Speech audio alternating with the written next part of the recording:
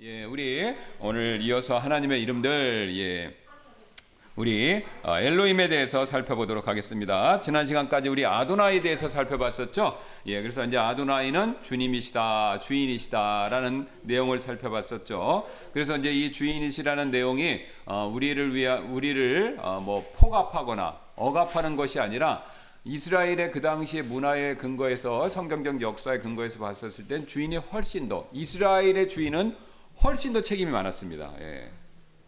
그래서 하나님이 그런 개념으로 당신이 우리의 주인이 되신다라고 말씀하셨기 때문에 그것과 관련된 여러 가지 내용들을 살펴봤었죠. 오늘은 하나님의 이름 가운데서 또 가장 또 중요한 이름 가운데 하나인 엘로힘, 바로 우리가 보통 하나님, 영어로는 God, 우리는 하나님 이렇게 번역하는 엘로힘에 대해서 살펴보는 시간 갖도록 하겠습니다. 엘로힘 역시 엘의 복수형입니다. 엘의 복수형이고, 그래서 하나님을 언급할 때 항상 복수형인 엘로힘을 사용하기 때문에 우리 지난번에 살펴봤던 아도나이도 복수형이죠. 아돈의 복수형이 아도나이인 것처럼 엘의 복수형이 엘로힘입니다. 그래서 둘 다 똑같이 삼위일체를 함축하고 있습니다. 이게 직접 삼위일체를 얘기하는 것은 아니지만 삼위일체를 함축하고 있다, 이렇게 이해하시면 되겠습니다. 그래서 이제 히브리어로 좀 더 엘로힘을 살펴보면 엘은 강한 이란 뜻이고, 로힘이 붙어서 힘은 이제 그 힘 밑에 힘자가 붙은 게 복수니까 로힘이 추가됐기 때문에 강한 창조주, 그러니까 창조주이신데 능력이 있으신 창조주, 이것을 의미합니다. 자, 그래서 우리가 하나님께서 강한 창조주 엘로힘이시다라는 것을 첫 번째 보여주는 용례가 창세기 1장 1절입니다. 참 놀랍죠? 하나님이 창조하신 기사를 기록해 놓은 책이 창세기인데, 창세기 1장 1절인데 그 시작에 하나님이 엘로힘이에요.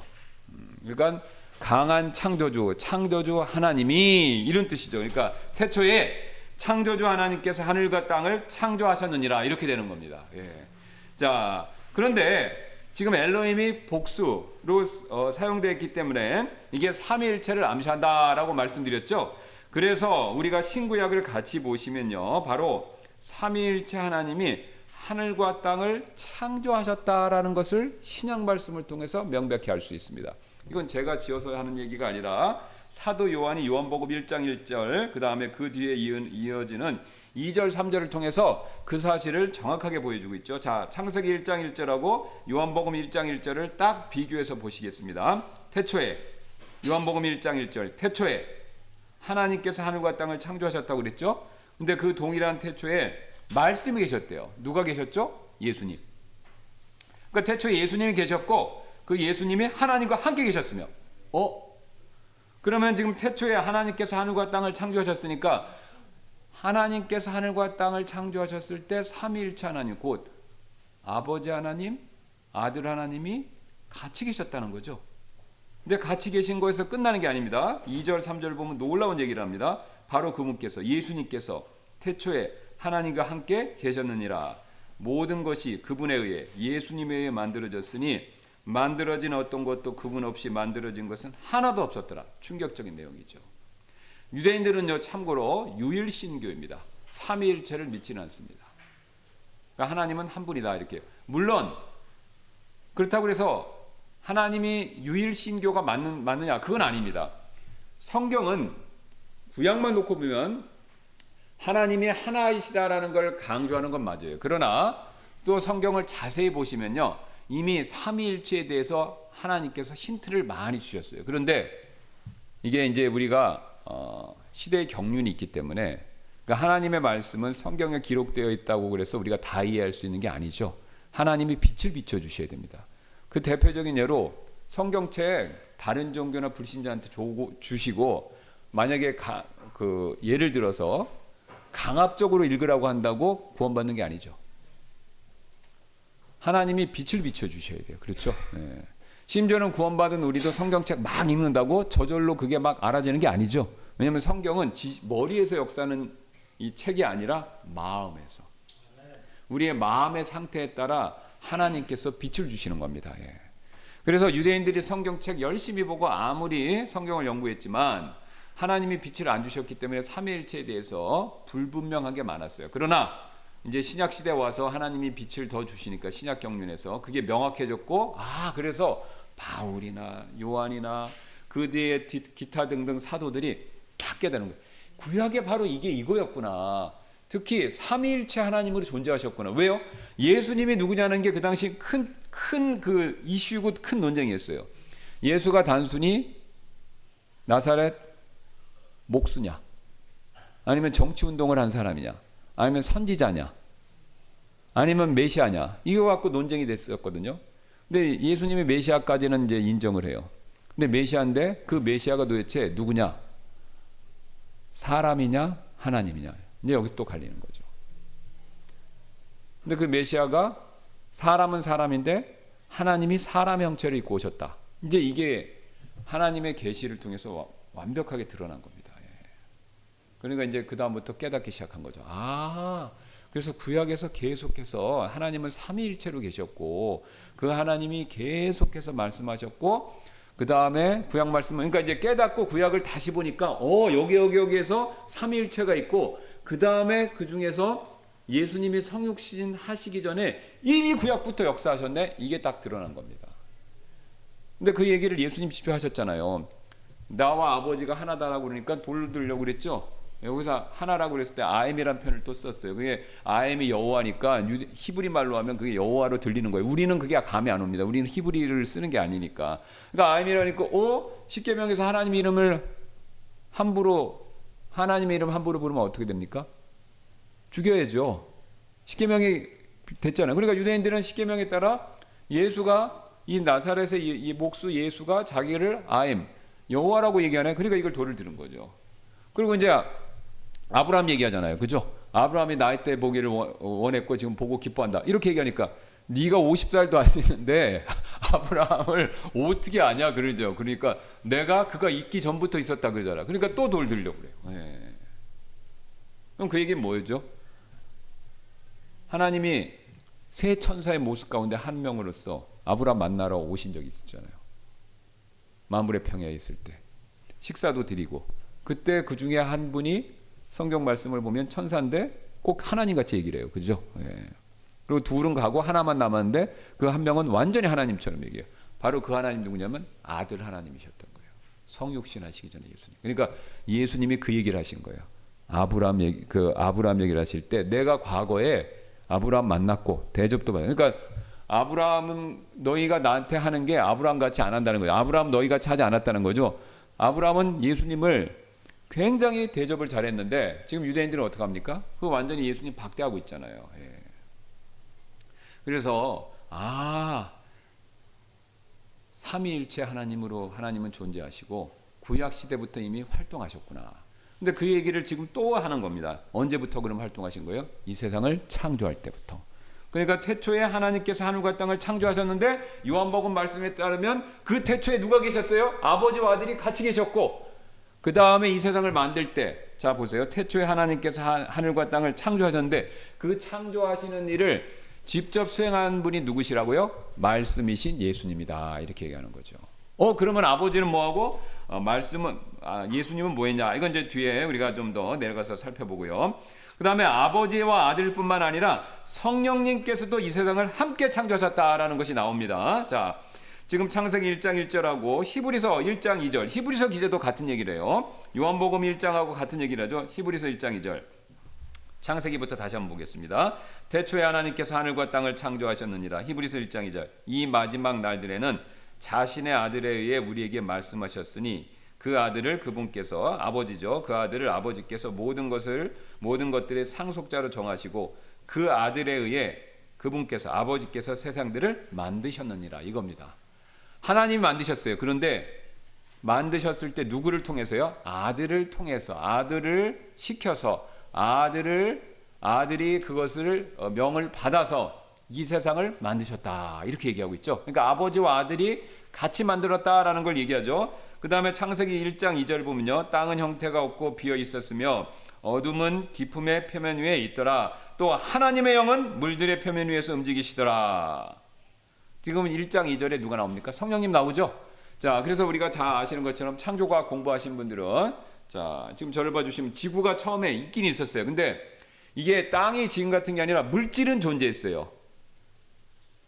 물질이 존재했고 그 다음에 창조 기사를 보면 이 물질하고 특히 이제 흙하고 물이 섞여 있는 거예요. 이렇게 막 혼돈돼 있죠. 왜냐하면 그 다음에 이 창조개서를 쭉 따라가시면 하루하루 갈수록 어떻게 됩니까? 물이 한 곳으로 모이라니까 흙에 물이 이렇게 섞여 있다가 물이 한 곳으로 낮은 곳으로 가라니까 물이 밑으로 쭉 빠지는 거죠.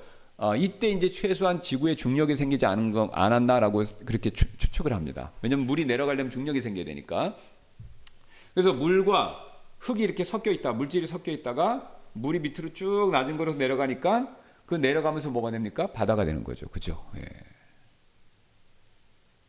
그래서 이게 하나님께서 이런 창조의 순서대로 하시는데, 근데 처음에 지금 1장 2절은 뭘 얘기하냐면요, 이런 상태에서 성령님, 하나님의 영이 운영하셨다고 그래요. 그러면 하나님의 영은 이제 성령님이 돼요. 그 운영하셨다는 게 뭐냐면 그림이 암탉이 병아리를 품듯이 날개를 이렇게 품는 겁니다. 그러니까 성령님이 지구를 이렇게 감싸고 계신 거예요. 근데 감싼 상태에서 그 다음에 하루, 이틀, 3일, 4일 하면서 지구가 단계별로 사람이 살 수 있는 완벽한 곳으로 창조되는 과정이 나오는 거죠. 그러면 요 성령이 감싸시면서 하루하루 땅이 생기고 바다가 생기고 하늘이 생기고 그 다음에 그 안에 뭐가 생깁니까? 물고기, 새, 식물들, 마지막에 사람 만드시는 과정까지 다 누가 또 개입하신 거예요? 성령님이 개입하신 겁니다. 아버지, 아들, 성령 세 분이 같이 일하신 거예요. 자, 그래서 같이 일하시는데 역할은 다른 겁니다. 이게 같이 일하셨는데 역할은 다르게 했어요. 이게 우리가 이 세상 돌아가는 걸 보도 똑같죠. 자, 이 세상을 봐도 우리가 뭔가를 만들어낼 때는요, 한 사람이 혼자서 하는 게 아니라 그 사람이 역할이 다르고 여러 사람이 해도 역할이 다른 거죠. 뭐 우리가 이런 건물 질 때 생각해 보세요. 이 건물 지으려면 제일 처음에 설계를 해야 되죠. 설계자가 있고 그 다음에 그 설계 도면에 따라서 이걸 직접 짓는 건축자가 있어요. 건축을 다 하고 나면 거기서 곧바로 사람이 사는 게 아니라 이 안에 페인트 칠도 하고 장판도 깔아야 되고 이런 걸 하는 그 안에 장식하는 실내 장식가들이 있죠. 세 가지 역할을 똑같이 합니다. 그 다음에 음악도 그렇죠. 작곡가가 있고 연주하는 사람이 있고 그 다음에 그 앞에서 지휘하는 사람이 있죠. 역할은 다 틀리지만 하모니를 이루면서 음악이 완성되죠. 그 다음에 여러분이 뭔가를 만들어내는 데 생각해 보세요. 자, 에디슨이 아무리 똑똑해도 그 사람이 전기에 대한 아이디어를 얻었죠. 자, 아이디어를 얻은 다음에 그게 끝나는 게 아니라 그 아이디어를 전기 담아, 일본 말 쓰면 안 되는데 전구를 만들어야 되죠. 그렇죠? 그 설계를 했으면 전구를 만들어서 끝나는 게 아니라 팔아야 되죠. 설계자, 생산자, 판매자. 이게 이 세상의 모든 것이 다 그렇게 돌아갑니다. 그러니까 이게 여담이지만 이게 사업하기가 왜 힘드냐면요, 아이디어만 갖고 되는 게 아닙니다. 아이디어가 있으면 그거를 물건을 만들어내야 돼요. 그죠? 근데 물건을 속된 말로 기똥차게 만들어놨다 하더라도 그게 다 되는 게 아니죠. 잘 팔아야 돼요. 그렇죠? 물건까지 진짜 잘 만들었는데 판매를 안 돼서 인기가 없어서 사장되는 물건이 억수로 많습니다. 비즈니스 해보신 분들은 알아요. 그렇죠? 세 가지가 다 맞춰줘야 됩니다. 아이디어도 줘야 되고 물건도 그 아이디어에 따라서 아이디어대로 물건이 나와줘야 되고 그 다음에 나와준 물건이 사람들한테 잘 가야 그래야 이게 되는 거지. 그러니까 이게 사업하는 게 정말 어려운 일이라고 하더라고요. 이 세 가지를 다 해야 되는데. 자, 그래서 이 세상도 이런 원리로 돌아가고 바울이 고린도전서 3장 10절에 그 얘기를 분명히 하지 않았습니까? 내게 주신 하나님의 은혜에 따라 지혜로운 주 건축자로서 내가 기초를 놓았고 다른 사람이 그 위에 세웠느니라. 그렇죠? 건축할 때도 어떻습니까? 기초를 놓는 사람이 있고 위에 세우는 사람이 있죠. 씨 뿌리는 자 비유도 마찬가지예요. 그렇죠? 씨 뿌리는 사람이 있고 물 주는 사람이 있고 추수하는 사람이 있고. 이게 이 세상은요, 각자 일에 따라 역할 분담이 있습니다. 그러니까 이게 우리가 이걸 교회에 적용해도 똑같죠. 우리 교회에서 한 사람이 멀티로 하려는 것은 한계가 있어요. 그러니까 각자 몸의 지체 생각해 보시면 쉽죠. 몸의 지체가 각각의 역할이 있듯이 우리 교회에서도 각각의 역할을 다 하실 때 교회가 건강해집니다. 교회가 건강해지죠. 자, 그래서 이런 원리가 돌아가는데 이런 원리가 왜 돌아가느냐? 하나님이 그렇게 만드신 거예요. 그럼 왜 하나님 만드셨냐? 하나님이 이런 방식으로 일하시기 때문에 그렇습니다. 그래서 삼위 하나님께서도 이 세상을 만드실 때 혼자 아버지가 다 하는 게 아니라 다른 역할을 나눠서 하신데, 자, 가장 먼저 아버지 하나님은요, 이 세상 창조에 대한 계획을 세우세요. 아버지가 뜻을 세우시는 거예요. 자, 거기 보시면 시편 102편 25절에 주께서 옛적에 땅의 기초를 놓으셨으며 누가 놓으셨대요? 주께서 놓으셨다고 그런 거죠. 또 하늘들은 주의 손의 작품이니이다. 그 다음 잠언 3장 19절 주께서 지혜로 땅의 기초를 놓으셨고요. 지금 똑같이 얘기하죠. 땅의 기초를 주께서 다 놓으셨다. 그 다음에 이사야 48장 13절 내 손이 또 땅의 기초를 놓았고 내 오른손이 하늘들을 펼쳤나니. 그러니까 아버지 하나님이 기초를 놓고 다 계획을 펼치시면 그 기초와 계획에 따라 이 세상을 직접 만드신 분이 누구세요? 아들 하나님이세요. 이게 우리 굉장히 약간 생소하거나 좀 이상하다 이렇게 생각하실 수 있는데 성경을 면밀히 살피시면요 이 얘기를 하고 있습니다. 근데 이게 잘 드러나지 않는 이유가 나옵니다. 뒤에서 말씀드릴게요. 아들이 만드시는 거예요. 아들 하나님이 이 세상을 그 기초에 따라 직접 만드셨어요. 제 얘기가 아닙니다. 골로새서 1장 16절 이는 하늘에 있는 것들과 땅에 있는 것들 보이는 것들과 보이지 않는 것들 보세요. 그 다음에 곧 그것들이 왕자들이든 통치자들이든 정사들이든 권능이든 모든 것들이 그분이 누구예요? 아들이죠. 아들에 의해 창조되었기 때문이라. 모든 것들이 아들에 의해 그리고 아들을 위해 창조되었느니라. 아들이 만드신 거예요. 골로새서 1장 17절 또 그분께서 아들께서 모든 것보다 먼저 계시고 모든 것이 아들에 의해 존재하느니라. 그러니까 아버지가 계획을 따라 아들이 만드셨어요. 그러면 아들이 어떻게 하냐? 손으로 막 조물조물 만드신 게 아니라 뭐래요? 말씀으로. 그러니까 빛이 있으라 했을 때 그 말씀하신 하나님은 누구세요? 아들 하나님이에요. 그러니까 말씀하셨는데 요한복음은 또 말씀이라고 그래요. 이게 딱 맞죠? 굉장히 신기해요. 예. 그러니까 아들 창세기에서 빛이 있으라 계속 구약식 우리 개혁식으로 가라사대인데 그 가라사대 하신 하나님이 누구시냐면요 아들 하나님이신 거예요. 신약의 빛의 조명에서 보면 놀라운 사실을 가르쳐주고 있는 겁니다. 아들 하나님. 그래서 아들 하나님 그러면요 아들 하나님이 이 세상을 만드시고 그 다음에 그 아들 하나님이 자신이 만드신 창조세계에 들어오신 겁니다. 자기가 만들고 그 다음에 자기가 주관하는 그 창조세계 안으로 들어오셨어요. 왜요? 그 창조물의 손에 죽기 위해서. 자기가 만든 그러니까 우리 이 얘기죠. 지금 AI 엄청 유행이에요. 그죠? 이 AI를 어떻게 쓰느냐에 따라서 지금 막 이 사업하고 있는 분들은 지금 지금 AI에는요 천문학적 돈이 들어간대요. 미국의 유수 회사들이 거기다가 막 몇 경의 돈을 막 쏟아붓는다는 거예요. 이제 AI가 대세니까 막 엄청나게 돈을 쏟아붓는다고 합니다. 그러니까 AI가 지금 막 이제 인계점을 넘으면 이제 AI가 사람을 막 죽일 수 있다, 뭐 별별 얘기 다 있죠. 자, 그래서 이제 뭐 그게 될지 안 될지는 모르겠지만 보세요. 우리가 인간이 AI를 만들었어요. 근데 AI의 능력이 엄청납니다. 근데 그 AI가 핵가닥해갖고 인간을 파멸시킬 수 있다. 근데 인간을 파멸시킬 수 있는 가능성은 보이지만 진짜 파멸시킨다고 그러면 우리가 더 만들까요? 안 만들까요? 안 만들어야 되죠. 터미네이터 영화 같이 되면 터미네이터 영화가 왜 티쳤습니까? 미래에 완전 망가지니까 과거로 타임머신을 타고 와서 그걸 못하게 막는 거잖아요. 그죠? 예. 그러니까 우리가 AI가 진짜 인류를 파멸시킨다. 막 얘가 임의로 핵단추를 눌러갖고 핵전쟁을 일으키거나 인간을 완전 통제하면서 파멸 쪽으로 이끈다. 그러면 그걸 알면은 우리가 안 만들겠죠. 아니면 그걸 장치를 하겠죠. 근데 예수님은 알면서도 오신 거예요. 이 세상을 자기가 만드시고 사람도 만드셨는데 그 사람이 내가 그 사람을 구원하기 위해서 창조세계 안에 들어오면 그 사람들이 어우 잘 오셨어요 하고 환영하는 게 아니라 자기를 미워하고 결국 죽일 것을 알면서도 오신 거예요. 그래서 자기를 미워하고 죽이는 자들을 구원하기 위해서 스스로 사람이 되셔서 창조세계에 오신 겁니다. 그럼 우리 같으면 AI가 우리를 파멸시키려고 그러는데 그거를 다 정확히 알고 있으면서도 일부러 만들까요? 그걸 못하죠. 근데 하나님은 하신 겁니다. 두 가지가 있는 거죠.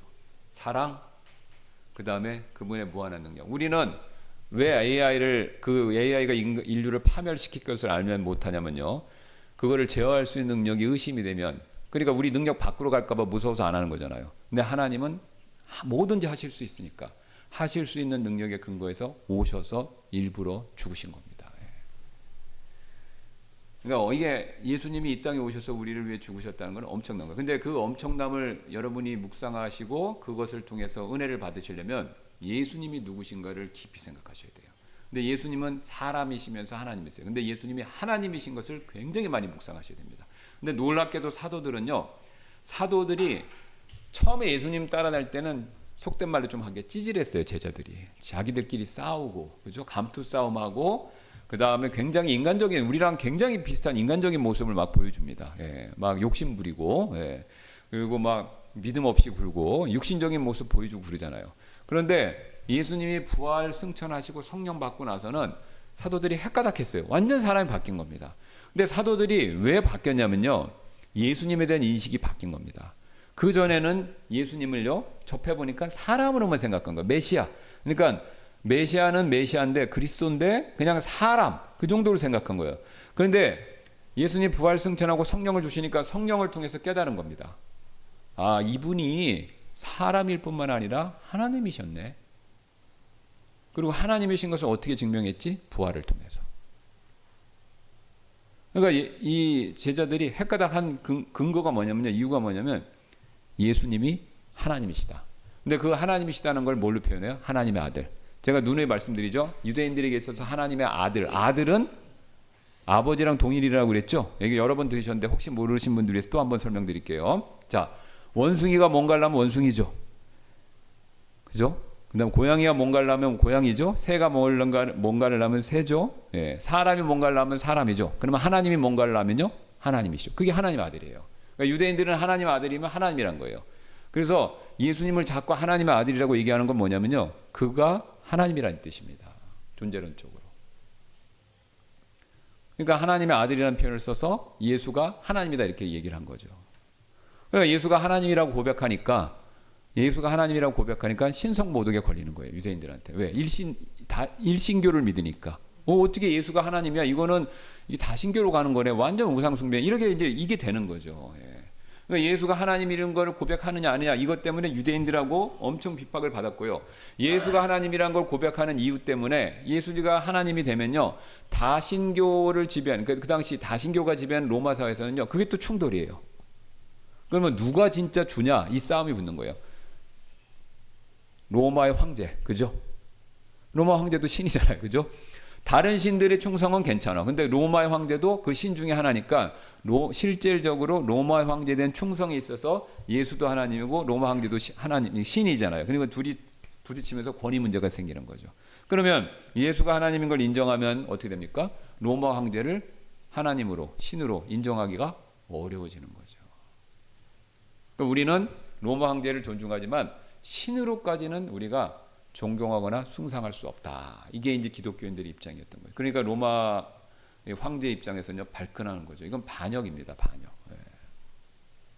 그래서 예수가 누구냐는 거에 따라서 유대인들하고 부딪힌 거고요. 예수가 하나님이라는 이유 때문에 결국은 또 로마의 사람들, 로마인들하고 로마 정치인들하고 또 부딪힌 겁니다. 예. 그러니까 이제 유대인 그 사도들이 예수님이 하나님이신 걸 알고, 그러면은 하나님이시니까 우리가 못할 게 없게 되는 거죠. 왜? 그 하나님, 여러분 사실 사람을 위해서 죽기는 쉽지가 않아요. 그렇죠. 예. 북한은 막 김일성 부자의, 요새 이런 말 조심해야 되는데, 김일성 부자를 위해서, 충성을 위해서 목숨을 바치고, 일본 사람들도 2차대전 때 천황을 위해서 목숨을 바치고 그런다고 그러잖아요. 그런데 실제로는요, 그게 뭐 목숨을 바친다고 얘기는 하지만 실제 죽는 과정에서는 다 그걸 부정한다고 합니다. 일본 사람들도 가미가제 할 때 일본 천황을 위해서 죽는다고 막 만자이하고 막 하지만 죽으러 갈 때는요, 울었대요. 그리고 도망칠까봐 그거를 도망 못 치게 하고. 예.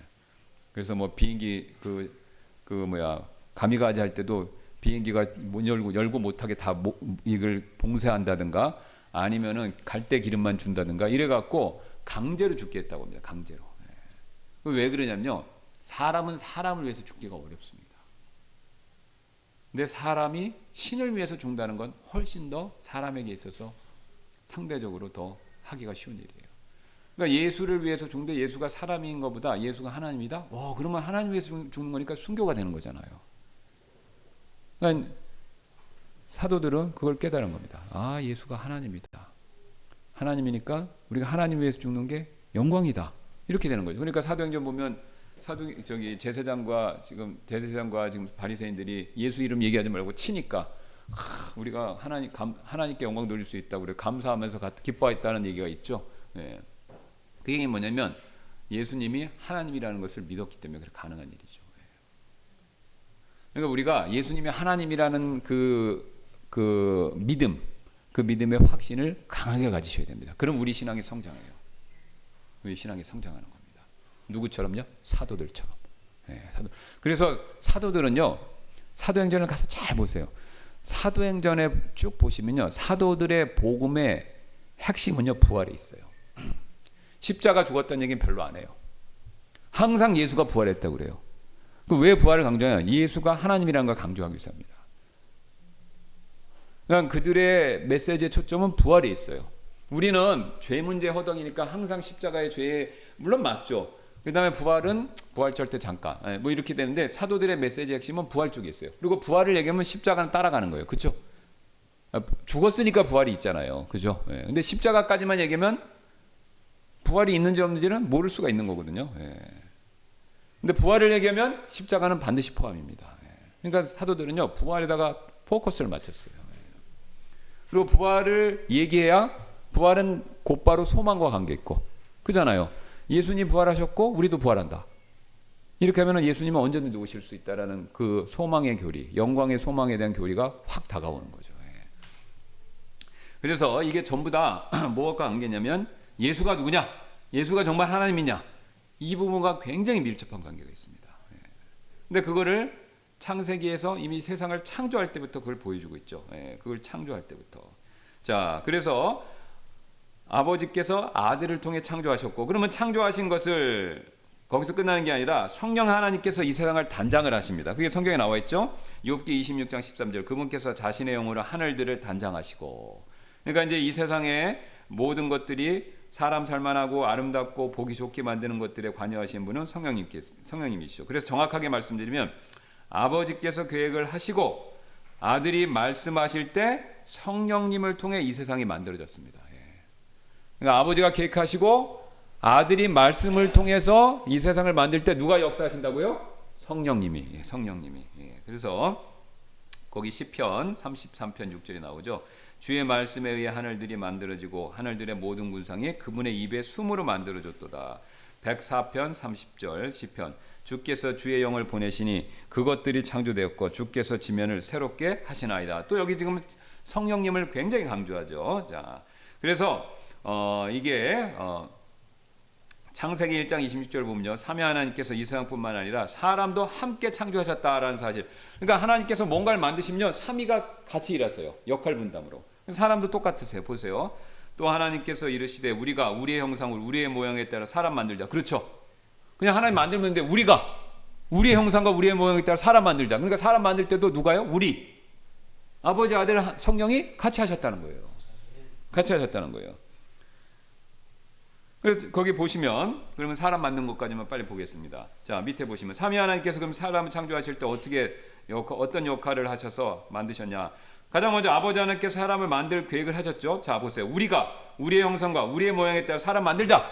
계획하신 거죠. 아버지가 계획하신 거예요. 자, 그러니까 아들 하나님께서 그 계획에 따라 사람을 직접 지으셨어요. 자, 보세요. 고린도전서 8장 6절입니다. 제 얘기가 아니에요. 여기 다 나와 있어요. 우리에게는 오직 하나님 곧 아버지가 계시기 때문이니 모든 것이 그분에게서 났고 우리는 그분 안에서 있노라. 그래, 아버지가 있고 모든 것이 아버지 안에 있다. 그런데 그리고 한 주 예수 그리스도께서 계시나니 모든 것이 그분에 의해 존재하고 또한 우리도 그분에 의해 존재하느니라. 그러니까 우리를 만들고 존재하게 하신 분이 누구세요?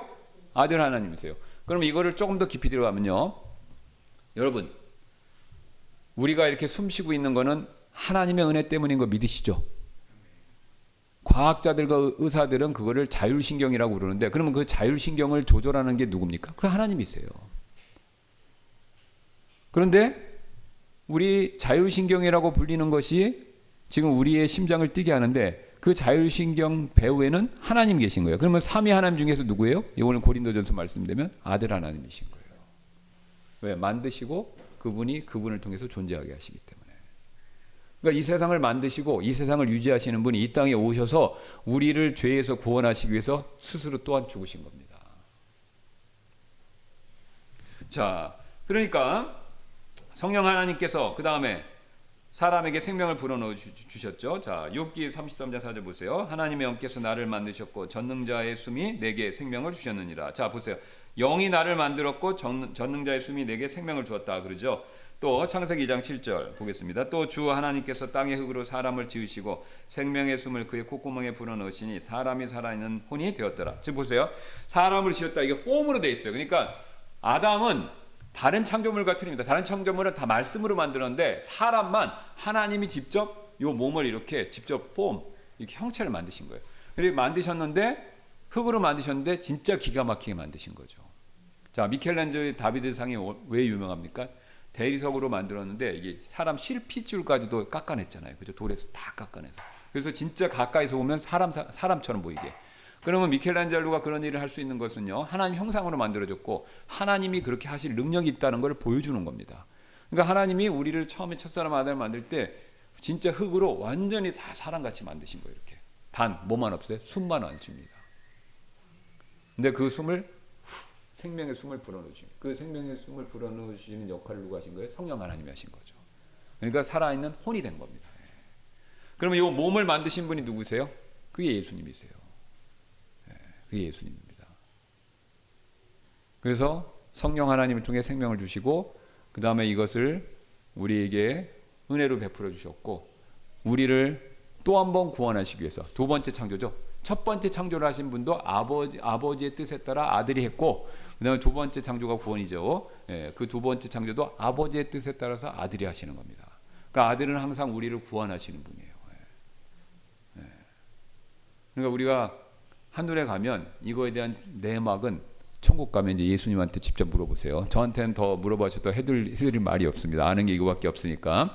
근데 성경은 이렇게 얘기를 하니까 나중에 이제 천국 가셔서 예수님한테 한번 여쭤보시면 될 겁니다. 구체적으로 이 세상을 어떻게 만드셨고 나를 또 어떻게 지으셨고 또 하나님 그 아들 하나님께서 우리의 섭리 가운데 어떻게 관여하고 계시는지 이게 굉장히 중요한 내용들입니다. 사도들이 그걸 알았고 전했던 내용들이죠. 자, 시간이 되었기 때문에 여기까지 하고 우리 기도하고 마치도록 하겠습니다.